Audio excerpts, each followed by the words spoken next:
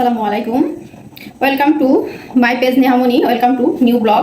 বা ছোট্ট একটা মেসেজ আপনাদেরকে আমি দিতে চাই।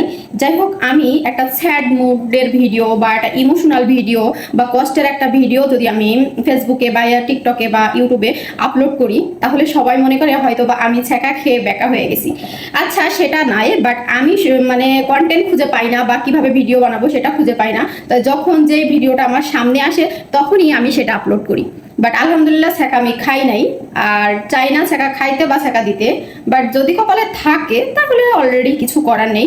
আর কি বলবো, মানে ফেসবুক, ইউটিউব বা টিকটক কোনো জায়গায় আমি কোনো একটা ভিডিও মানে ছেড়ে শান্তি পাই না। সবাই মেসেজ করে, কেউ কি ছ্যাঁকা দিছে না ছ্যাঁকা খাইছো, বা কেউ কষ্ট দিছে, কে এমন করলো, কি আশয় বিষয় ইত্যাদি অনেক কিছুই অনেকে কমেন্ট করে, কেউ ভালো কেউ মন্দ। আচ্ছা, আমি মনে করি যে যার মেন্টালিটি যেমন, সো তার কমেন্টও তেমনই। আবার কেউ আমাকে কমেন্ট করছে, বুড়োকালে কি প্রেম করার বয়স তোমার, তুমি এমনি সাজুগুজু করো। বাট আমি সাজুগুজু করি না, আমি সবসময় সিম্পলি থাকি। হয়তো বা ফিল্টারে হয়তো চেহারাটা বা মেকআপ মেকআপ মনে হয়। অলরেডি আমি সবসময়ই মানে ন্যাচারালি থাকতে পছন্দ করি, আর ন্যাচারালি আমাকে খুব ভালো লাগে। সো আমাকে সাজুগুজু করলে আমাকে ভালো লাগে না। একটা মেয়ে সিম্পল থাকতেই পছন্দ করে, সবসময় ন্যাচারালটাই ভালো লাগে। সো আমি কখনো মেকআপ করি না, আর মেকআপ প্রোডাক্ট আমি কখনো কিনিও না, ক্যারিও করি না।